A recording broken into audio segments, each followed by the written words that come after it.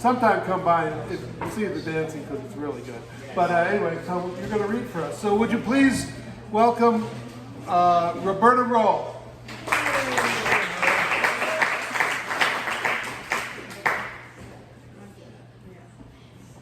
So I'm going to read two poems. It's from a collection of poetry called Poetry Unbound. I'm going to murder his name here, Padraig O Tuama. And he actually has a podcast too.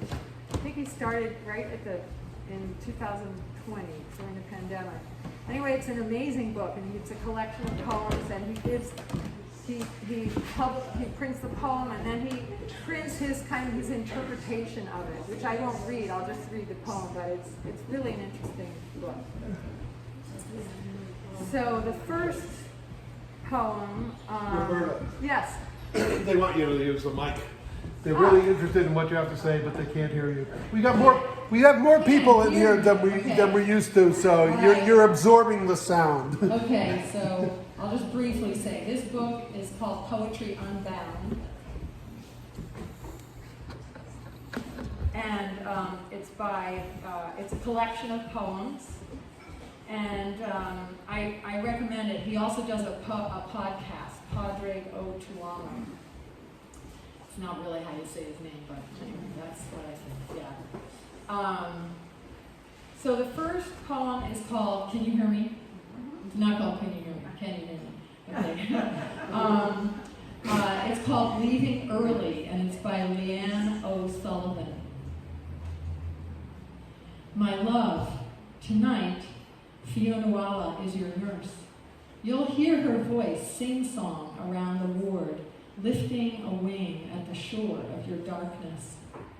I heard that in another life, she too journeyed through a storm, a kind of curse, with the ocean rising darkly around her, fierce with cold and no resting place, only the frozen rocks that tore her feet, the light on her shoulders. And no cure there but to wait it out.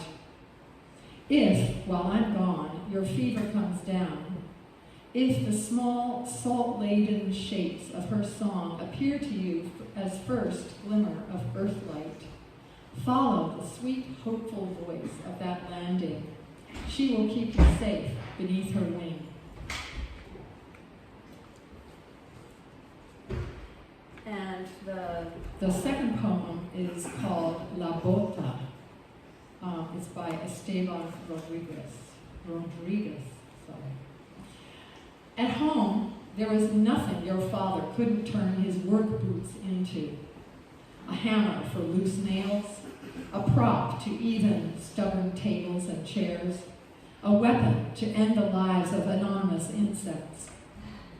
And there were nights when he would sleepwalk, and out in the yard with nothing but underwear on, he'd smack together the bottom of his boots as if they were spirits he had to ward off, as if his past had taken on some once human form, and to remind him that no one is ever free of sin, made it his duty to stalk him at home.